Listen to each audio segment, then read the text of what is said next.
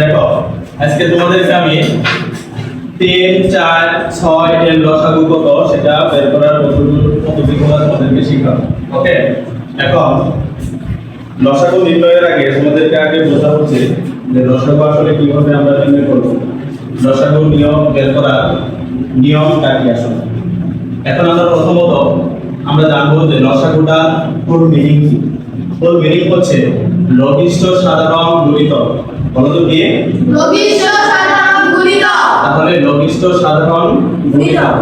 এখন তোমাদেরকে বলে রাখা ভালো, লঘিষ্ঠ মানে হচ্ছে ছোট। লঘিষ্ঠ মানেটা কি? ছোট। তার মানে হচ্ছে লঘিষ্ঠ মানে গুণিতক গুণের ভিতরে যে ছোট আছে সবচেয়ে ছোট সেটা যে গুণিতক গুণ রয়েছে সেই গুণিতক গুণের সাধারণ ছোট গুণারে কি বলা হয়? লসাগু বলা হয়। কি বলা হয়? লসাগু বলা হয়। তার মানে লসাগু হচ্ছে লঘিষ্ঠ সাধারণ গুণিতক। তার মানে গুণিতক গুণের ভিতরে যে সবচেয়ে ছোট রয়েছে সেটাই হচ্ছে কি? লঘিষ্ঠ সাধারণ গুণিতক। এখন দেখো গুণিতকটা কি?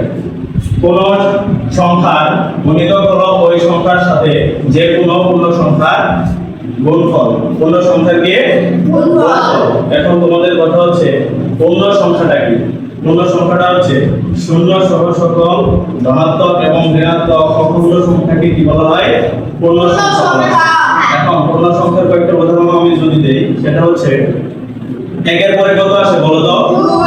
2 এর পরে কত? 3। আচ্ছা আমরা কি এমন একটা সংখ্যা কখনো করছিলাম যে 1 এর পরে 1.5 বলি, 1.5 এর পরে 2 বলি, এরকম করি? 1 1.5 2 2.5 3 3.5 এরকম করি? কারণ আমরা পূর্ণ সংখ্যাটা বলি। এখানে পূর্ণ সংখ্যা হচ্ছে মানে ফুল কথাটার ভিতরে কিন্তু আমরা উত্তরটা পেয়ে যাই। উত্তরটা কি? যে পূর্ণ সংখ্যা, এখানে কোনো অখণ্ড সংখ্যা থাকবে না। বুঝতে পারছি?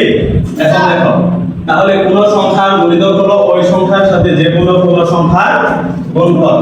এখন তোমাদের উদাহরণ হিসেবে 3 এর গুণিতক হলো কত বলো তো? 3 ওকে 3, 3 দুগুণে 6, 3 তিরিকে 9, তারপর আরো আছে অনেকগুলো। এখানে আবার 4 এর গুণিতক গুলো আছে 4 ওকে 4, 4 দুগুণে 8, 3 4 12, 4 4 16, তাই না? এখন একটা জিনিস তোমরা মনে রাখবা, গুণিতক সব সময় কি হয়? অনির্দিষ্ট হয়। গুণিতক সব সময় কি হয়? অনির্দিষ্ট হয়। কেন না? তুমি কি এটা শেষ করতে পারবা? গুণিতক বের করে শেষ করতে পারবা? দেখো 3 ওকে 3, 3 দুগুণে 6, 3 তিরিকে 9, এইভাবে কিন্তু চলতেই থাকবে। এইভাবে চলতেই থাকবে। সিমিলারলি এটাও কিন্তু এইভাবে চলতেই থাকবে। তার মানে কি? গুণিতক হচ্ছে সব সময় অনির্দিষ্ট, যেটার কোনো শেষ নাই। বুঝতে পারছি?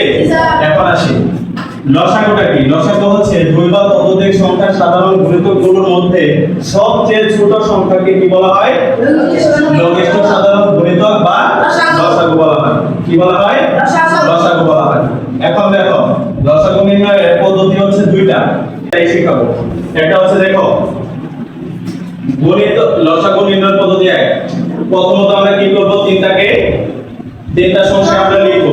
লেখার পরে তারপরে দেখো যে 3 এর গুণিতকগুলো কি কি আছে। 3 এর গুণিতকগুলো 3 6 9 12 15 18 21 24 27 30 ডট ডট দিয়ে রাখছি। এজন্য কিসের জন্য দিয়ে রাখছি? কারণ এরপর আর অনেকগুলো কি আছে? গুণিতক আছে, সেজন্য ডট চিহ্ন দ্বারা আমরা চলমান প্রক্রিয়াটা লিখেছি। এখন দেখো 4 এর গুণিতকগুলো লিখছি, তারপরে 6 এর গুণিতকগুলো লিখছি। এখন লেখার পরে এখন তোমাদের কোশ্চেন হতে পারে যে আমরা কত দূর পর্যন্ত লিখবো। তোমরা যখন দেখবা যে আপাতত 10টা 12টা এরকম ভাবে লেখার পরে যদি দেখো যে দুইটা সাধারণ গুণিতক আমরা পেয়ে গেছি, তারপরে আর লেখার প্রয়োজন নাই। এখন দেখো আমরা লসাগুটা কিভাবে বের করি। এখানে ডেফিনিশনে কি বলছিল লসাগুর? যে দুই বা ততোধিক সংখ্যার সাধারণ গুণিতকগুলোর মধ্যে সবচেয়ে ছোট। এখানে কি বলছে?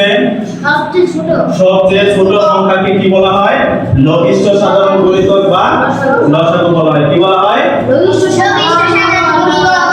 লসাগু বলা হয়।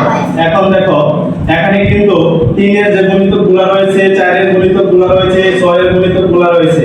এখন দেখো তো 3 এর গুণিতকগুলোর মধ্যে 12 পাইছি 24, 4 এর গুণিতক গুলার মধ্যে আমরা পাইছি এইগুলা, 6 এর গুণিতক গুলার মধ্যে পাইছি এই গুণিতক গুলা। এখন দেখো এই তিনটা সংখ্যারই গুণিতক গুলার মধ্যে সবচেয়ে সাধারণ কোনগুলো আছে দেখো তো।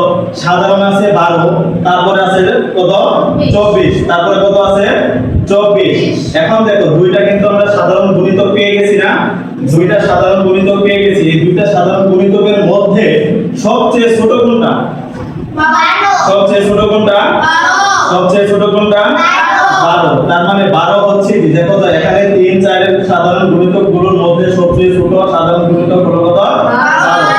সুতরাং নির্ণয়ের লসাগু হচ্ছে 12। এখন পদ্ধতি 2 নম্বরটা দেখো, লসাগু আমরা প্রথমত কি করব? তিনটা সংখ্যা লিখে নিব। লিখে নেওয়ার পরে তারপরে এইভাবে আমরা করার চেষ্টা করব যে নিয়মটা কি? মৌলিক সংখ্যা দ্বারা আমরা মৌলিক সংখ্যা দ্বারা কি করব? ভাগ করার চেষ্টা করব। সবচেয়ে ছোট মৌলিক সংখ্যাগুলা দ্বারা ভাগ করার চেষ্টা করব। এখানে দেখো 3 4 6, এখানে কত? 3 4 6। তাহলে 3 4 6 যদি থাকে, এখন দেখো তো 3 4 6 এর ভিতরে আমরা কোন সংখ্যাটা দিয়ে ভাগ করতে পারি? 2 দিয়ে।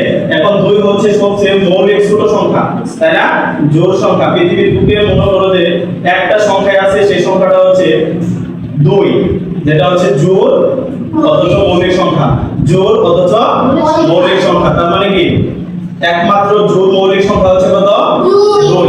তারপরে আছে কত? 3 আছে, 5 আছে, 7 আছে, তাই না? 11 আছে।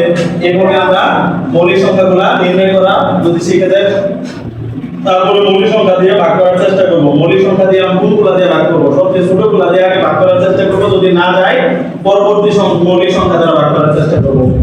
আমরা দেখতে পাচ্ছি 4 আর 6 এর ভিতরে 2 যায়, তার মানে কি এই যে 2 দুগুণে 4, তারপর 3 দুগুণে 6। তাহলে এইভাবে এখন দেখো 3 2 কত আছে? 3 আছে। এখন দেখতে পাচ্ছি 3 আর 3 এর ভিতরেও দুইটা সংখ্যা আমরা পাচ্ছি।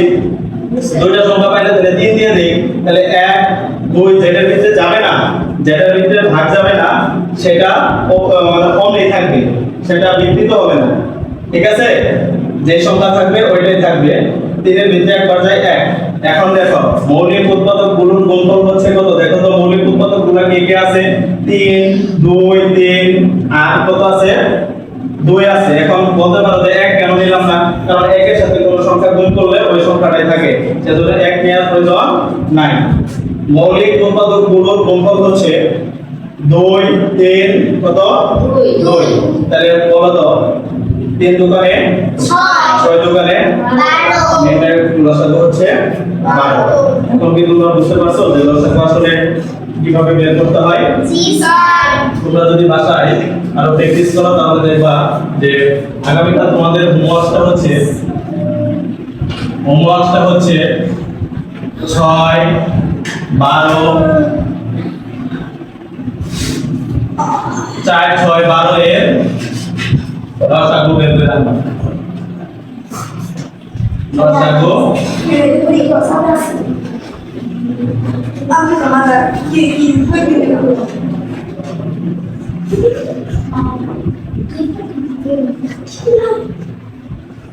বুঝছো? আগামীকাল তোমাদের এটা হচ্ছে হোমওয়ার্ক। বুঝতে পারছি? জি স্যার।